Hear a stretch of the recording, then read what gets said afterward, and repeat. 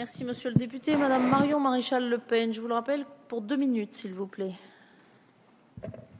Merci, Madame la Présidente. Je profite de l'explication sur cet article pour répondre aussi à Monsieur le Ministre, puisque Monsieur le Ministre, tout à l'heure, nous a apporté un certain nombre de garanties orales sur le fait que ce texte ne permettrait pas la surveillance des opposants politiques. J'en prends acte et j'aimerais pouvoir vous faire confiance, mais je préférerais des garanties législatives. Et il est vrai qu'en l'état actuel de la formulation du texte, on peut avoir à craindre un certain nombre de dérives, et je pense notamment au champ d'action du renseignement qui va s'appliquer à la prévention des atteintes à la forme républicaine des institutions.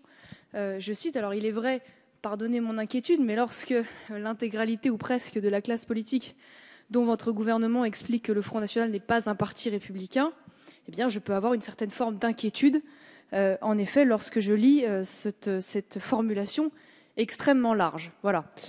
Ensuite, il est vrai que l'un des gros soucis de ce texte, c'est que le garde-fou à la toute-puissance de l'État, qui est censé être la Commission nationale de contrôle des techniques du renseignement, ça se voit, une commission fantoche, voilà, qui a en réalité donne un vernis de contrôle au risque d'abus et de dérive, mais dont la composition est assez contestable, puisque on peut quand même se demander si des parlementaires ne vont pas poser un problème, puisqu'ils ne seront pas nécessairement, du fait justement de leur travail parlementaire, en permanence disponibles, et donc de ce fait-là ne pourront pas forcément répondre à la nécessité de saisine d'urgence. Et puis surtout, elle n'a aucun pouvoir de contrainte, et le Premier ministre ne se voit même pas contraint de lui communiquer toute partie des rapports d'inspection du service.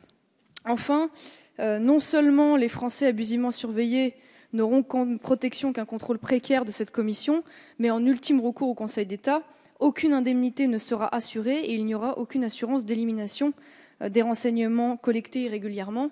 Voilà un certain nombre de points qui m'apparaissent extrêmement graves et qui m'invitent à refuser cet amendement, cet article. Merci, madame la